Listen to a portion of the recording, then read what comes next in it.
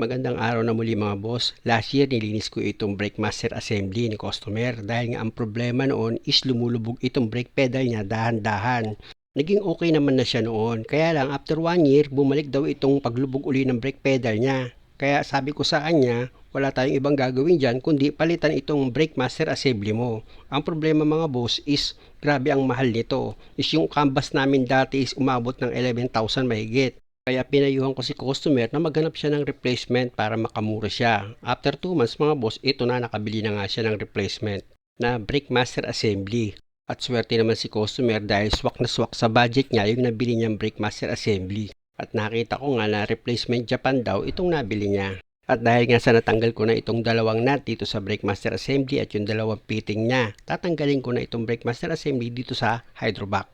At eto na mga boss yung bagong brake master assembly na nabili ni customer.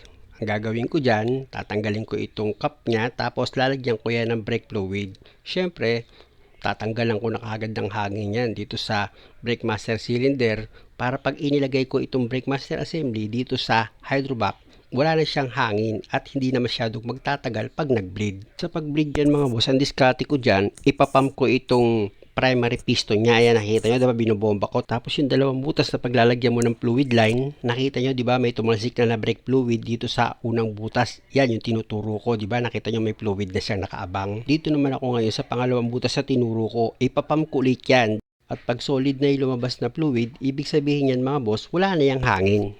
At kung makikita nyo, habang binobomba ko itong primary piston niya, buo na yung fluid na lumalabas. Sa katunayan mga boss, ayan na yung fluid, nasa bukana na ng butas ng brake cylinder. At dahil okay na yan, pwede ko nang ibalik itong brake master assembly. Yan tinuturo ko mga boss, yan yung push rod dito sa hydrovac. May butas dito sa primary piston, dyan mo siya i-shoot yung push rod na itinuro ko. Basta siguraduhin nyo lang na naisentro nyo itong push rod dito sa loob ng primary piston nyo para hindi kayo uulit ng trabaho. At pag nailapat nyo na itong brake master assembly nyo dito sa hydrovac, pwede mo na ngayon ilagay itong dalawang fitting or fluid line. Ipakapit mo na yung dalawang nut niyan dito sa brake master cylinder. Tapos sunod mo namang ilalagay dyan ay itong dalawang nut dito sa connection ng brake master assembly at ng hydrovac.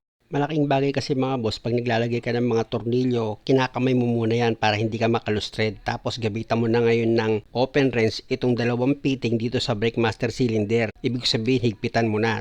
Tsaka mo ngayon isunod sa higpitan itong dalawang nut dito sa brake master assembly mo. Siguraduhin nyo lang na kapag hinigpitan nyo yan ay wala siyang singaw. At pag okay na, pwede na tayong magsalin ng brake fluid. Kahit na-bleed ko na itong brake master assembly before ko siya inilagay, magbe-bleed pa rin ako dyan para sigurado na wala talagang hangin itong brake master assembly niya.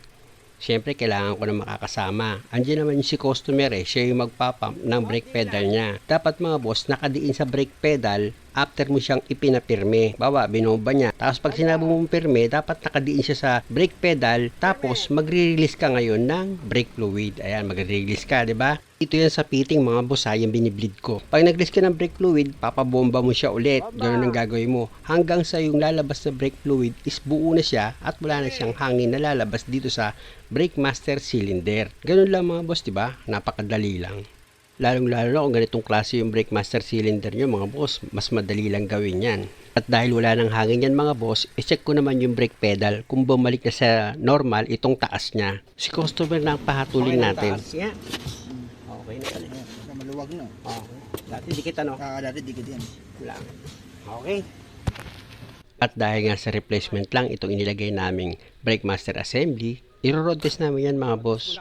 Kasi nga ang warranty ni customer is kapag sablay daw itong nabili niya is papalitan din daw agad. Tingnan natin yung replacement na ano. May mag-comment na naman dyan. Ako! Ba't mo tinitipid yung gawa mo? Nasabihin na naman magko-comment. Kaya marami na aksidente kasi tinitipid mo eh. Pwede sana aksidente na ako. Hindi lang nila inisip yung halaga ng pera no? Madali magsalita eh. Sa remedy naman na ginawa ko, dun ako na-aksidente. Ano? Okay na? Mababaw pa lang yan. Okay, tama. Mabagal naman tayo. Sige. Doon sa mga time na talagang ramdam mo bigla siyang lawawala yung preno. Oo. Doon mo ilagay. Kung saan yung nararamdaman mo. Ako kasi ganun ang gusto ko eh, hindi yung iiwas ko yung problema. Gusto ko doon ka sa problema pumunta para sigurado yung totoo. Muli mga boss, maraming salamat sa panonood. Sana nakakuha kayo ng idea. Salamat ulit. Pag ano, normal yan. Yung sa dati, lumulubog na. Lumulubog na siya.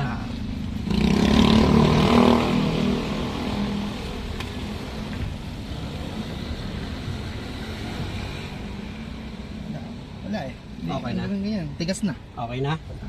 Very good. Ayos. Ayos, ayos. Replacement lang.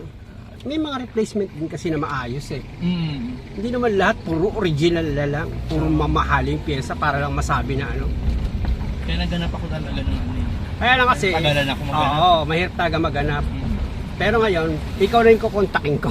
Ah. Sabihin ko sa customer kung saan bibili. Oo. Hindi ko isa yung pangalan ng binibili. Saan binili? Caloocan. Sa Caloocan. Caloocan. Eh mga boss, narinig nyo kung bili ni customer ano. Napakamahal kasi niyan, umaabot yan sa Lazada ng 12,000 mahigit. Tapos sa kasa is 11,000 daw, sabi ni boss nung nag-canvas siya.